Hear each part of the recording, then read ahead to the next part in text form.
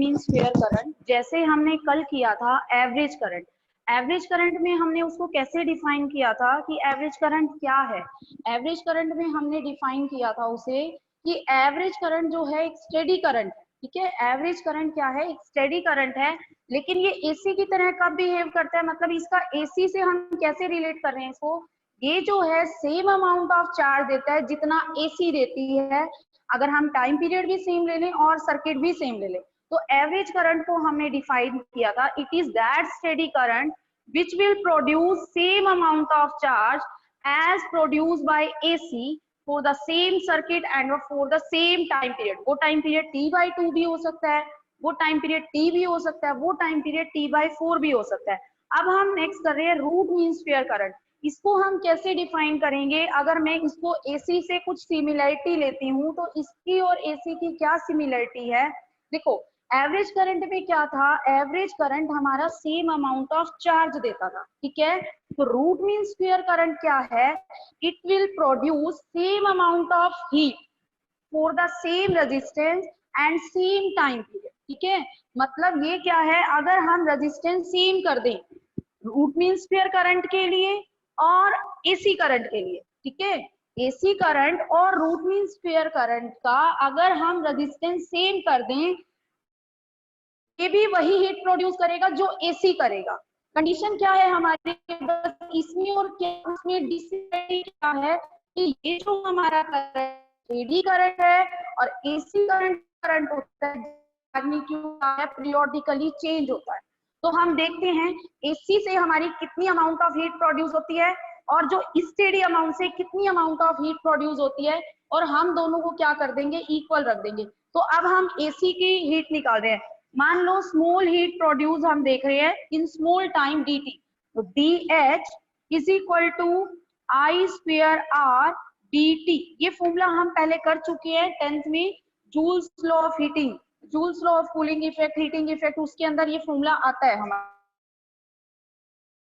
हम क्या लिख सकते हैं, देखो हम बात कर रहे हैं एसी का, एसी में जो होती है वो हमारा जो करंट होता है पीरियोडिकली चेंज होता है।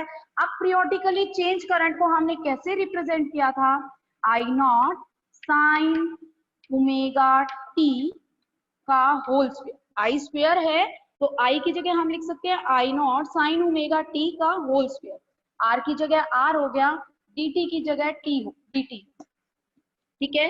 तो ओवरऑल हमारा जो DH आ गया वो हमारा क्या आया, I not square sine square omega T और आर dt, ये हमारा आ गया DH, ठीक है। लेकिन हमें तो टोटल हीट चाहिए ना, टोटल हीट के लिए हम क्या करेंगे, टोटल हीट हम कैसे निकाल सकते हैं, टोटल हीट के लिए हमें इसका इंटीग्रेशन करना पड़ेगा, क्योंकि ये हमने किया है स्मॉल टाइम के लिए, हमें अगर फुल टाइम पीरियड के लिए करना है तो हमें इसका इंटीग्रेशन करना पड़ेगा। अब इंटीग्रेशन में लिमिट किसकी लेनी है, हमें ऑब्वियसली टाइम पीरियड की ही लिमिट लेनी पड़ेगी, क्योंकि यहाँ टाइम पीरियड हमने क्या ले रखा है, स्मॉल ले रखा है। अब हमें क्या करना है, फुल टाइम पीरियड लेना है इसका, तो हम लिमिट रख देंगे, फुल टाइम पीरियड ले लो चाहे T/2 ले लो, ठीक है।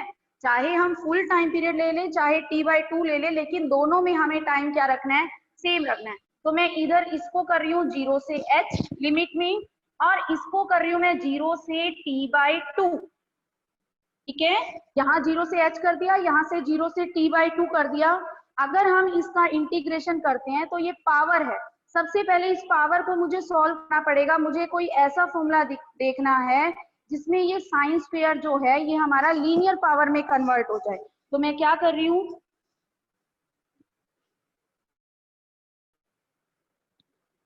देखो हमारा क्या हो गया h, ठीक है, I not square, sine square को मैं लिख रही हूँ 1 minus cos 2 omega T, 1 minus cos 2 omega T, ठीक है। और फिर क्या हो जाएगा पीछे, R D T, as usual R D T, integration कहाँ से कहाँ, 0 से T/2। अब इसका फॉर्मूला होता है साइन स्क्वायर ओमेगा टी का 1 minus cos 2 omega T divide by 2, ठीक है। मैंने 2 आगे लगा लिया है, तो h हमारा यहाँ से क्या आ जाएगा, h हमारा देखो पहले तो ये दो पार्ट में हमारा इंटीग्रेशन हो गया, 0 से T/2 I not square bye 2 R D T, एक पार्ट ये बन गया हमारा। दूसरा पार्ट हमारा बन रहा है माइनस 0 से T by two I naught square by 2, ठीक है, I naught square by 2 cos 2 omega T, cos 2 omega T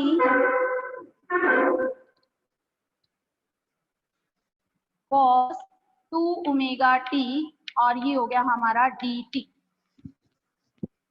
ठीक है, cos 2 omega T D T, ये बन गया हमारा। अगर अब मैं इसको सॉल्व करूं तो देखो यहां से आ गया I naught square by 2 R D T का इंटीग्रेशन होगा टी, और लिमिट पुट कर देंगे तो क्या हो जाएगा टी बाय 2, ठीक है। और अगली टर्म का इंटीग्रेशन अगर हम देखें तो देखो cos 2 ओमेगा टी का हो जाएगा हमारा sin 2 ओमेगा टी। मैं अलग से सॉल्व करके दिखा रही हूँ, sin 2 ओमेगा टी आ जाएगा। अगर मैं इसके अंदर लिमिट रखती हूँ t बाई 2, ये मैं t बाई 2 रख देती हूँ इधर, और ओमेगा की जगह होता है हमारा 2 पाई बाई टी, ठीक है। तो देखो हमारा t से t कैंसिल हो गया, sin 2 पाई 0 आएगा। ऐसे ही अगर जीरो लिमिट रखूंगी तो भी हमारा क्या आएगा, जीरो आएगा। मतलब ओवरऑल जो हमारी सेकंड टर्म है वो जीरो होगी। जो भी इंटीग्रेशन में इन्वॉल्व हुई है सिर्फ ये टर्म हुई है, और इसका इंटीग्रेशन हमारा क्या आ गया, I naught square by 2 R D T की जगह मैंने क्या कर दिया, लिमिट रखी 0 से t बाई 2, तो डी टी का इंटीग्रेशन t आया, और t के अंदर अगर वैल्यू रखी तो t बाई 2 हो गया। ओवरऑल हमारा H यहाँ से ये आ गया एसी करंट के लिए, ठीक है। तो एसी करंट के लिए H हमारा आ गया H I naught square R T by 4, ये होगा एसी करंट के लिए।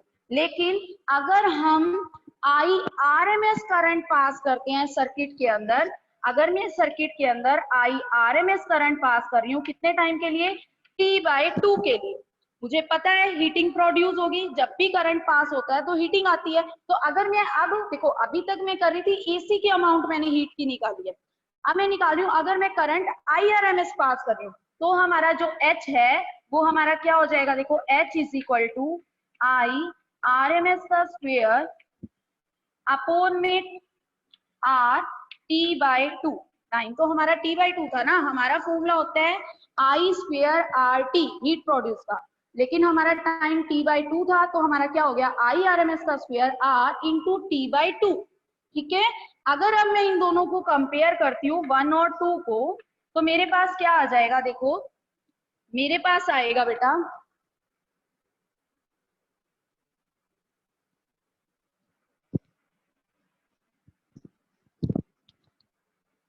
मेरे पास आएगा I naught square R T by 4 is equal to I R M S का स्क्वेयर आर टी बाई 2, दोनों को मैंने इक्वेट कर दिया, इक्वेट करने से आर टी और ये 2 से 2, ठीक है।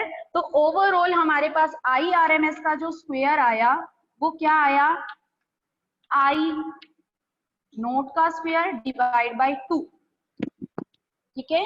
ऐसे ही आई आर एम एस कितना हो गया, I not divide by root 2, ठीक है।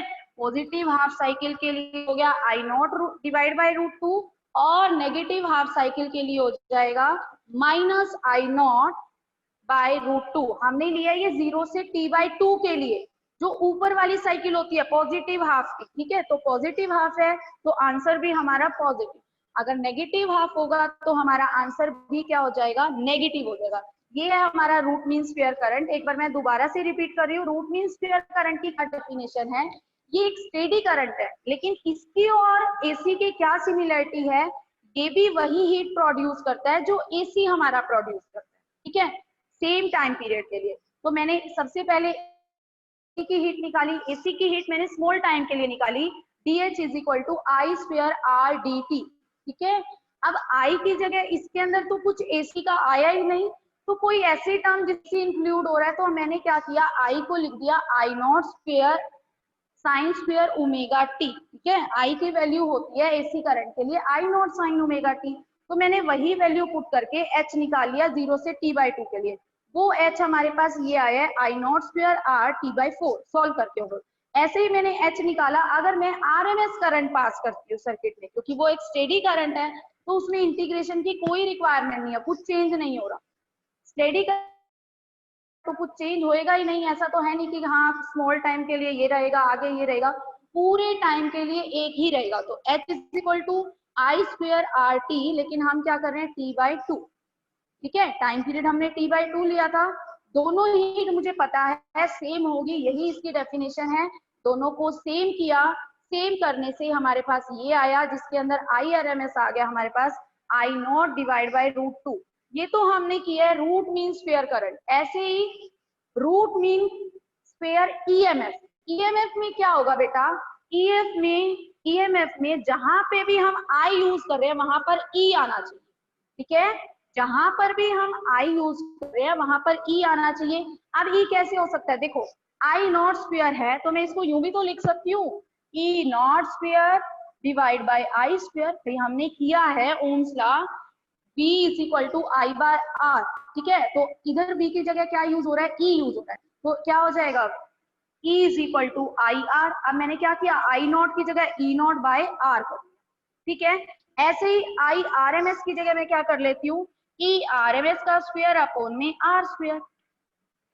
ठीक है, तो ओवरऑल हमारे पास क्या आ जाएगा, देखो अगर मैं इनको कंपेयर करूंगी तो ये क्या हो जाएगा हमारा, ई नॉट स्क्वायर अपॉन में आर स्क्वायर, और ये हो जाएगा हमारा E R M S square upon में आर स्क्वायर। तो ये आर स्क्वायर से आर स्क्वायर कट जाएगा, हमारे पास रिलेशन आ जाएगा ई आर एम एस का square is equal to E not square by two. ठीक है, तो E R M S is equal to E not by to.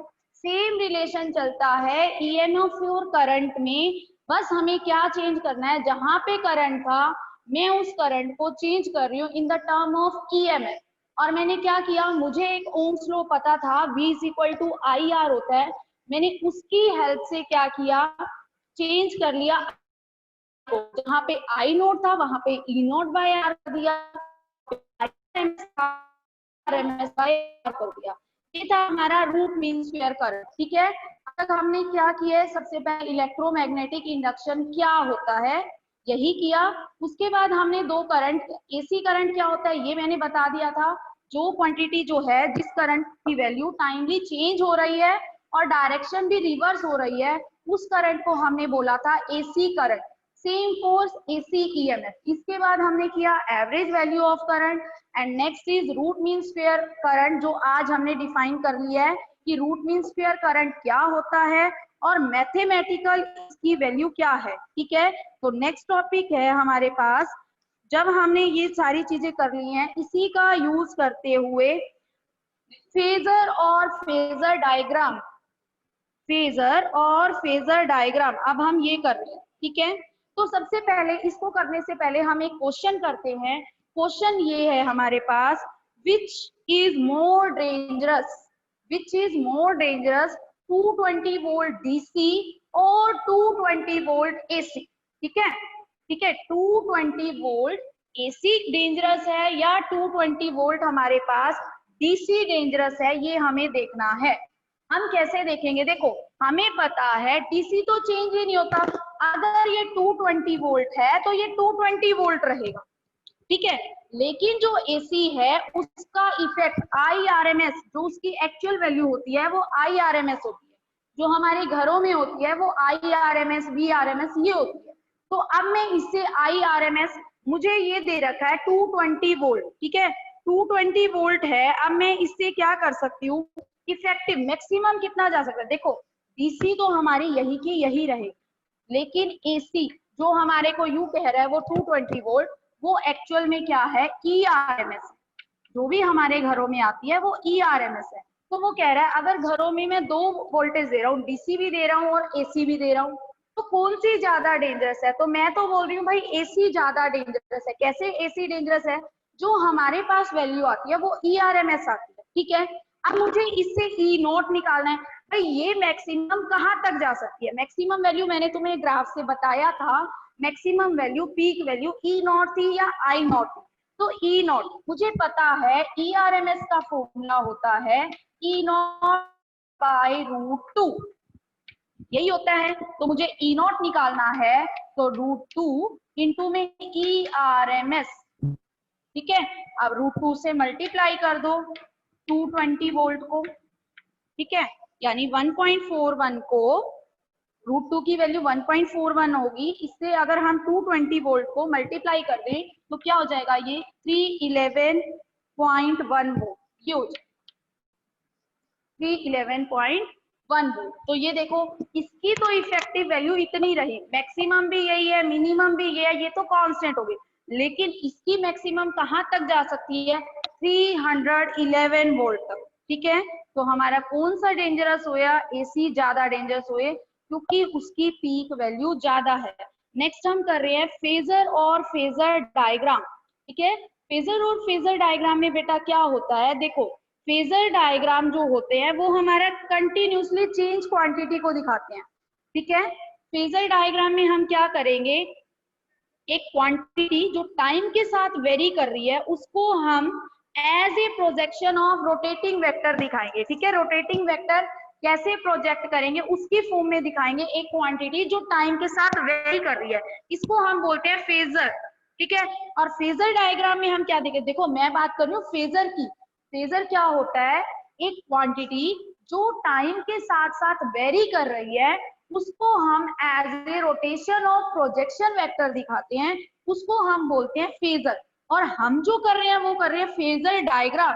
एक वर्ड का डिफरेंस है सिर्फ, फेजर और फेजर डायग्राम। फेजर डायग्राम क्या है, जिसमें हम अल्टरनेटिंग EMF और करंट को रोटेटिंग वेक्टर की टर्म में दिखाएंगे, ठीक है। अल्टरनेटिंग EMF और करंट को रोटेटिंग वेक्टर की टर्म में दिखाएंगे, वो हमारा हो जाएगा फेजर डायग्राम, ठीक है। एक बार समझो, आगे हम इसको और ज्यादा ब्रीफ में करेंगे। हम बात कर रहे हैं अब फेजर की। देखो फेजर, फेजर तो मैंने तुम्हें बता दिया कि जो फेजर होते हैं, फेजर वो होते हैं जिसमें हम दो क्वांटिटी, एक तो टाइम हो गया, एक टाइम के साथ वेरी करने वाली क्वांटिटी को प्रोजेक्शन वेक्टर में दिखाते हैं। फेजर डायग्राम में सिर्फ और सिर्फ इतना फर्क है, इसमें हम दिखाते वही दो क्वांटिटी हैं, लेकिन इसमें वो दो क्वांटिटी कौन कौन सी होती है, EMF और अल्टरनेटिंग, ठीक है। तो अल्टरनेटिंग करंट जो है वो हमेशा इधर होगा, एक्स एक्सिस, ठीक है। अल्टरनेटिंग करंट हमेशा एक्स एक्सिस पे होगा, और EMF हम देख लेंगे, इससे आगे चल रही है तो इसके आगे दिखा देंगे, इसी लाइन पे है, सेम डायरेक्शन में है, सेम फेस में है, तो हम इधर ही दिखा देंगे। अगर पीछे चल रही है तो EMF को पीछे दिखा देंगे। देखो अब हमारे तीन टाइप के सर्किट होते हैं, इनसे तुम अच्छे से अवेयर हो चुके हो। तीन टाइप के सर्किट, एक वो सर्किट जिसके अंदर सिर्फ रेजिस्टेंस हो, ठीक है। एक वो सर्किट जिसके अंदर साथ में इंडक्टेंस हो, रेजिस्टेंस इंडक्टेंस हो, और एक देखो पहले हम बात करें सिंगल एलिमेंट। सिंगल एलिमेंट में क्या, तीन टाइप के सर्किट हो गए, एक रेजिस्टेंस वाला सर्किट, रेजिस्टेंस और AC लगा हो, एक हमारा होता है इंडक्टेंस वाला सर्किट जिसके अंदर हमारा इंडक्टेंस और AC लगा हो, और एक हमारा होता है कैपेसिटेंस वाला सर्किट जिसके अंदर कैपेसिटर लगाएंगे और हम क्या लगाएंगे, EMF का सोर्स लगाएंगे। देखो अगर EMF का सोर्स DC है तो हम उसको ऐसे रिप्रेजेंट करते हैं, ठीक है। अगर AC है तो हम ये सिंबल यूज करेंगे, बैटरी, ठीक है। AC के लिए ये सिंबल यूज होगा और DC के लिए हम बैटरी रिप्रेजेंट कर देंगे। सबसे पहले मैं देख रही हूँ phasor diagram in R circuit. In R circuit, R circuit में हमारा फेजर डायग्राम कैसा होता है, आर सर्किट। तो आर सर्किट में तुम्हें बता दूं, अभी हम ये प्रूव भी करेंगे, फिलहाल मैं फेजर डायग्राम बता रही हूँ। मैं तुम्हें ये बता रही हूँ कि आर सर्किट में हमारी EMF और जो करंट होता है वो दोनों सेम फेज में होता है, ठीक है। हमारे EMF और हमारा जो करंट होता है वो क्या होते हैं, दोनों सेम फॉर्म में होता है। तो मैं देखो ऐसे बोल देती हूँ, I भी इधर ही है और E भी इधर ही है, इसी के ऊपर बना, क्योंकि दोनों सेम फेज में है ना, तो I और E जो है दोनों सेम फेज में है आर सर्किट में। ये हम अभी आगे प्रूव भी करेंगे कि आर सर्किट के अंदर जो I है और जो E है वो दोनों सेम फेज में है, ठीक है। अब हम बात करते हैं एल सर्किट की। एल सर्किट में बेटा क्या होता है, एल सर्किट में, इन एल सर्किट जिसके अंदर मतलब खाली L लगा हुआ है और एक हमारे पास AC का सोर्स लगा हुआ है। L सर्किट में क्या होगा, I तो हमारा इसी डायरेक्शन में होगा, लेकिन EMF जो है इससे 90 डिग्री आगे चलती है, ये होता है हमारा L सर्किट। ठीक है, अब C सर्किट में क्या होगा, जिसके अंदर एक कैपेसिटर लगा हुआ है और एक AC का सोर्स लगा हुआ है जिससे हमें EMF मिल रही है। तो हम बात करते हैं इन C सर्किट। C सर्किट में क्या होगा हमारा, देखो अब हमारा I तो उसी लाइन पे होगा, C सर्किट में I उसी लाइन पे होगा, लेकिन जो EMF है वो इससे पीछे चलेगी, 90 डिग्री पीछे चलेगी। ये अभी हम प्रूफ करते हैं, 90 डिग्री पीछे चलेगी, ये हम अभी प्रूफ कर रहे हैं। ठीक है, अब नेक्स्ट हम यही कर रहे हैं प्रूफ कि ये इनके अंदर करंट और EMF का क्या रिलेशन है। करंट आगे चल रहा है, करंट पीछे चल रहा है, करंट और EMF सेम डायरेक्शन में है, ये अब हम प्रूव कर रहे हैं। तो सबसे पहले हेडिंग डालिए आर सर्किट। आर सर्किट, ठीक है, आर सर्किट में हम क्या कर रहे हैं, आर सर्किट। आर सर्किट में क्या होगा, देखो बेटा अब मैं सर्किट बना रही हूँ, कैसे होगा सर्किट, एक रेजिस्टेंस होगा, ये हमारे पास रेजिस्टेंस है, और एक क्या होगा, AC का सोर्स। ये हो गया हमारे पास R और ये हो गया हमारे पास AC का सोर्स। अब हम इसके अंदर प्रूफ कर रहे हैं कि जो हमारा EMF है और करंट है सेम, इसमें मैं करंट ले लेती हूँ I, और अब ये AC का सोर्स है तो मैंने इधर EMF ले लिया E naught sine omega t। I क्या आएगा ये हम निकालेंगे। देखो मुझे पता है ये एक तरह से ओम्स लॉ वाला सर्किट हो गया। ठीक है, तो मैं लिख सकती हूँ, मुझे ये भी पता है V is equal to I R होता है, यानी E इज इक्वल टू क्या होता है, आई आर। आई आर होता है E इज इक्वल टू, ठीक है। अब E की जगह मैं लिख सकती हूँ E naught sine omega T. EMF मैंने दी है, करंट में देख रही हूँ क्या सेम फेस में आता है या अलग फेस में आता है, तो मैंने EMF दी E naught sine omega T. I मैं निकालना चाह रही हूँ कि जो इससे आई प्रोड्यूस हो रहा है वो कैसा आई हो रहा है, वो सेम फेस दे रहा है, अलग फेस दे रहा है, तो E naught sine omega T. I की जगह मैंने आई लिख दिया, आर की जगह मैंने आर लिख दिया। अब मुझे आई निकालना है तो मैंने आई को एक तरफ कर दिया, E not by R sine omega T. ठीक है, अब E नॉट बाय आर, अभी मैंने तुम्हें बताया था पिछले टॉपिक में, जहां पे भी आई नॉट है वहां पे E नॉट बाय आर कर दो, जहां पे भी आई एम एस है वहां E एम एस आर कर दो। तो E नॉट बाय आर को मैं यूं भी तो लिखती हूँ, I naught sine omega T, naught sine omega T. अब देखो हमें यहाँ से पता लग गया हमारी EMF क्या है, साइन ओमेगा टी, और आई क्या आया हमारा, साइन ओमेगा टी। कुछ भी ऐड नहीं हुआ, ये जो फेस होता है ओमेगा टी, ये फेस है, फेस एंगल वही का वही है, जो इधर था साइन के पीछे ओमेगा टी वही इधर आया। इसका मतलब यहाँ पर हमारे आई और ई जो हैं दोनों सेम फेस में हैं। मैं दोबारा से फेजर डायग्राम बना रही हूँ, ये हो गया हमारा आई और इसी लाइन में हमारा हो गया ई। ठीक है, इसके अलावा देखो अगर मैं इसको साइन वेव की फॉर्म में दिखाती हूँ तो कैसे दिखा सकती हूँ, देखो आई भी इधर हो गया, आई इधर हो गया, मैं इसको आई लिख देती हूँ, आई नॉट साइन, और ई भी यही हो गया, एक को डॉट डॉट से दिखा दो, बिल्कुल सेम, थोड़ा सा मैग्नीट्यूड ऊपर नीचे कर सकते हो, बाकी सेम, क्योंकि आर का इफेक्ट आ जाएगा, लेकिन फेस दोनों का सेम चल रहा है। ठीक है, इसी के ऊपर है एक आई हो जाएगा और एक ई हो जाएगा, फेज दोनों का सेम चल रहा है। अगर एक जीरो है तो दूसरा भी उधर जीरो है, एक मैक्सिमम है तो दूसरा भी उधर मैक्सिमम है, क्योंकि दोनों का जो फेस एंगल है वो हमारा सेम। ठीक है, अब नेक्स्ट हम कर रहे हैं, इसके बाद हम करते हैं एल सर्किट।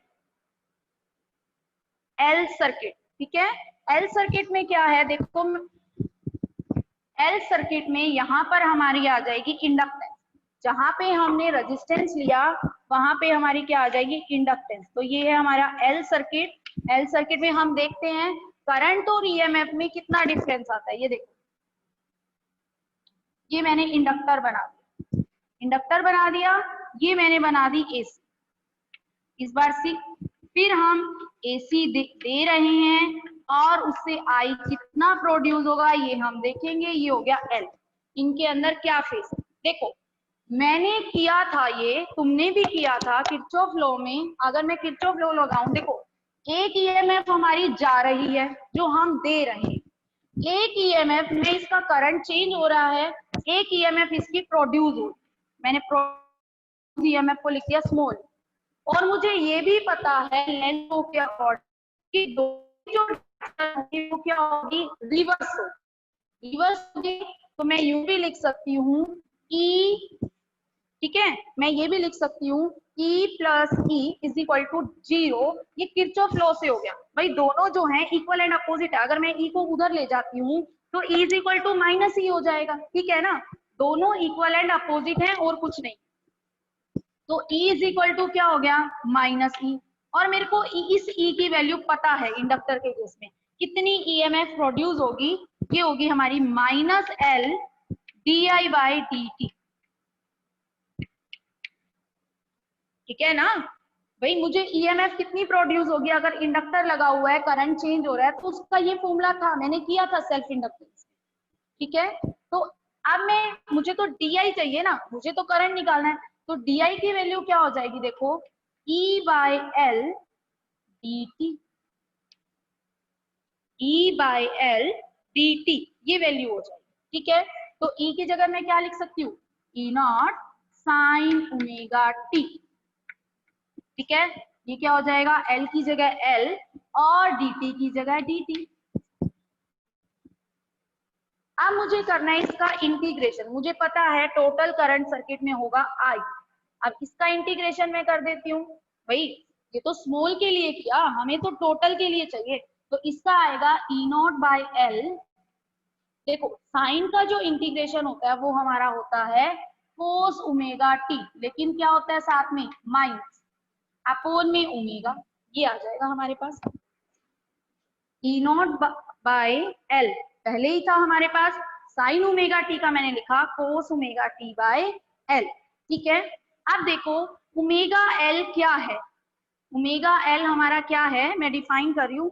ओमेगा एल बेटा जैसे हर किसी का कुछ ना कुछ रेजिस्टेंस होता है, वैसे इसका भी, इंडक्टर का भी कुछ रेजिस्टेंस है, मतलब इंडक्टर का भी एक कैपेसिटी है कि वो करंट फ्लो को जो है रोक सकता है, ठीक है।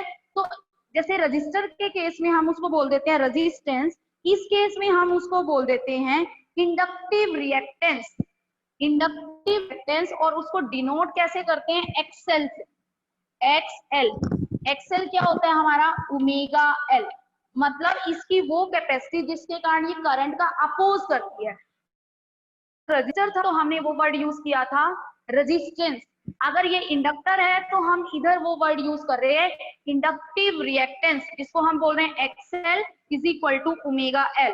तो ओमेगा एल की जगह मैं क्या लिख रही हूँ नेक्स्ट स्टेप में, एक्सएल। ओमेगा एल की जगह मैं क्या लिख रही हूँ, एक्सएल, ठीक है। अब E naught by resistance, E naught upon में एक तरह से ये रेजिस्टेंस है किसका, इंडक्टर का, यानी कैपेसिटिव रिएक्टेंस बोल रहे हैं हम इधर इसको, यानी ई नॉट अपॉन में इसका रेजिस्टेंस हो गया एक टाइप का। तो हमें पता है वोल्टेज अपॉन में रेजिस्टेंस वो हमारा होता है करंट। अब मैक्सिमम वोल्टेज है तो करंट भी क्या आएगा, इससे मैक्सिमम आएगा। तो हमारे पास क्या बन गया ओवरऑल, हमारे पास ये ओवरऑल बन गया I is equal to minus I not, और हमारा आया था कोस ओमेगा टी, ठीक है। I is equal to minus I not cos omega T. अब देखो मुझे पता है मैं माइनस कोस ओमेगा टी है, मैं इसको यूं भी तो लिख सकती हूँ साइन, ठीक है, साइन इसको मैं लिख देती हूँ 90 minus theta. Sine 90 minus theta क्या होता है हमें पता है, साइन 90 माइनस थीटा होता है कोस थीटा। तो मैं यही कर रही हूँ sine pi by 2 minus omega T, इसकी वैल्यू यही तो आएगी sine pi by 2 minus omega T की कोस ओमेगा टी, ठीक है। अब ये माइनस में अंदर ले जाती हूँ तो आई की वैल्यू क्या आ गई, I naught sine omega T minus pi by 2, ये आ गई हमारी। ठीक है, जहां पे करंट हमने ईएमएफ का फेस ओमेगा टी है, वहां पे करंट पीछे चल रहा है पाई बाय 2 से, मतलब ये पीछे चल रहा है तो इसका मतलब ईएमएफ आगे चल रही है ना, तो मैं आई को तो हमेशा यही रिप्रेजेंट करती हूँ, मैंने पहले भी बताया था। अब आई जो है वो पीछे है कितना 90 से, इसका मतलब मैं ईएमएफ को आगे बना दूं, वही तो बात होगी।